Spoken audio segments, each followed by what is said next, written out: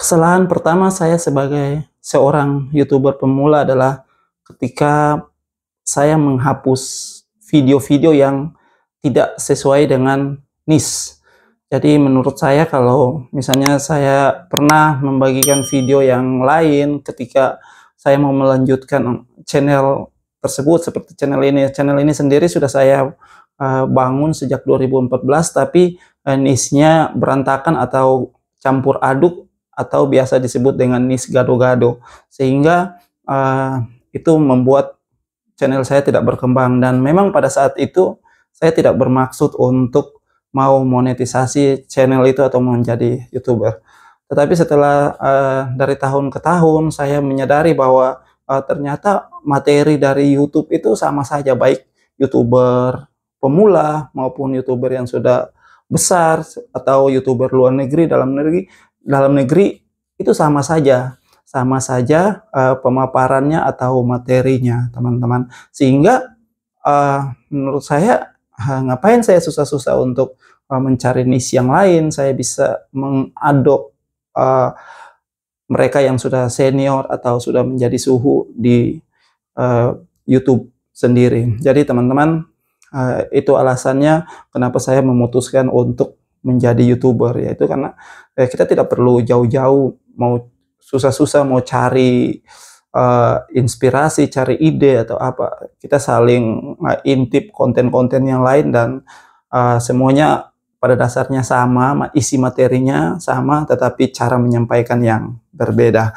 cara mengedit video yang berbeda. Nah, di situ kita kembali lagi ke bagaimana saya bisa menghapus video itu. Nah, karena saya berpikir gini, pemikiran saya karena kurang pengetahuan saya berpikir gini, dengan menghapus video berarti algoritma akan hanya menyasar di satu niche yang baru saya bangun ini. Jadi menurut saya sih algoritma tidak akan bingung. Nah, tetapi setelah saya melihat beberapa postingan dari YouTuber-YouTuber luar negeri, mereka katakan begini, teman-teman. Kita tidak perlu menghapus video ketika kita ingin mengganti niche. Gitu. Misalnya yang lalu mungkin berantakan, hanya ya posting biasa-biasa aja sebagai vlog pribadi dan kemudian kita mau mengganti niche, kita tidak perlu menghapus video kecuali video itu melanggar kebijakan daripada YouTube. Jadi tidak perlu menghapus video ketika kita mengganti niche, teman-teman. Nah, karena pertama penonton atau penayangan kita yang sudah terhitung sebelumnya akan dihapus secara otomatis ketika video-video itu kita hapus. Jadi video-video yang mereka nonton itu tidak terhitung lagi. Nah, meskipun demikian, subscribe-nya akan tetap. Namun, teman-teman, subscriber saya pada saat itu, mereka menekan tombol like dan subscribe karena tema saya yang berbeda. Belum tentu pada pada waktu saya mengubah niche, mereka akan senang dan bisa saja mereka unsubscribe. Meskipun demikian, saya tidak pernah mendapatkan ada yang unsubscribe karena pada waktu itu di tahun 2024 bulan Agustus tepatnya itu subscriber saya masih sedikit. Dan kesalahan saya pada waktu Agustus hingga pada bulan Desember itu lancar-lancar saja. Ketika ada yang macet, ketika itu saya upload video saya dan tiba-tiba 3 hari kemudian ada yang macet. Saya berpikir kenapa ya? Tiba-tiba menurun, tiba-tiba terjun bebas itu. Saya berpikir demikian.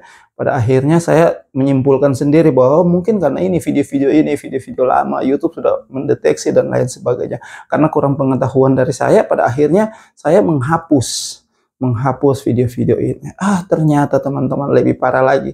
Yang biasanya per hari saya bisa mendapatkan puluhan subscriber yang saya bisa dapat. Dan sekarang sudah 1 bulan terakhir ini 1 subscriber pun itu sulit, teman-teman. Nah, itu adalah salah satu kesalahan saya yang saya lakukan dan tidak akan saya ulangi lagi, kan. Menghapus video yang saya merasa tidak perlu dan berbeda dengan niche saya. Seharusnya saya lanjutkan saja. Oke, tidak apa-apa. Saya percaya bahwa akun saya akan mengalami pemulihan. Ya. Dan kesalahan berikutnya adalah kesalahan kedua bagi saya, YouTuber pemula. Saya tidak terlalu percaya diri. Nah, itu diikuti dengan pengetahuan saya yang kurang terkait algoritma. Pada akhirnya saya tidak kurang percaya diri. Saya ketika ada yang grafik saya atau analitik saya mulai menurun, penayangan saya mulai menurun, saya berpikir ada yang salah, mungkin karena video ini, video itu. Pada akhirnya saya menghapus beberapa video. Padahal ketika saya mengupload lain video, 1 hari 5 jam atau 5 jam atau 1 hari kemudian langsung meledak video saya. Meledak sih enggak seberapa, tapi menurut saya penayangan 100 pun itu sudah cukup, karena setiap video-video saya dalam 100 penayangan itu saya mendapat 2 subscribe. Jadi dalam 200 saya bisa mendapatkan 4 subscribe. Itu pengalaman saya di channel ini. Jadi itu yang membuat saya sampai sekarang menyesal, teman-teman. Jadi saya berharap teman-teman juga tidak memiliki hal yang sama seperti saya. Kesalahan pertama tadi yang mirip dengan kesalahan kedua. Yang pertama, saya terlalu cepat untuk menghapus video. Yang kedua, tidak percaya diri bahwa ini sebenarnya algoritma YouTube atau bukan, sehingga video saya menurun. Ternyata itu adalah bagian dari kerjanya algoritma. Jadi tidak perlu takut ketika ada turun penayangannya, karena yang penting teman-teman berpikir bahwa selama ini saya tidak pernah buat video yang melanggar. Nah, itulah teman-teman, kenapa pada saat ini saya masih terus konsisten. Dan yang ketiga, saya banyak menghabiskan waktu untuk mengedit video. Padahal saya sering berselancar di YouTuber-YouTuber lainnya, mereka justru lebih cenderung mengupload video di channel mereka yang lebih alami seperti ini. Jadi tanpa menambah ABC, transisi, dan lain sebagainya, mengedit sana-sini. Tetapi mereka buat sealaminya sehingga orang-orang itu menikmati. Ternyata setelah saya menonton beberapa YouTuber besar di luar negeri, ternyata mereka katakan bahwa YouTube sekarang lebih suka dengan segala sesuatu yang alami.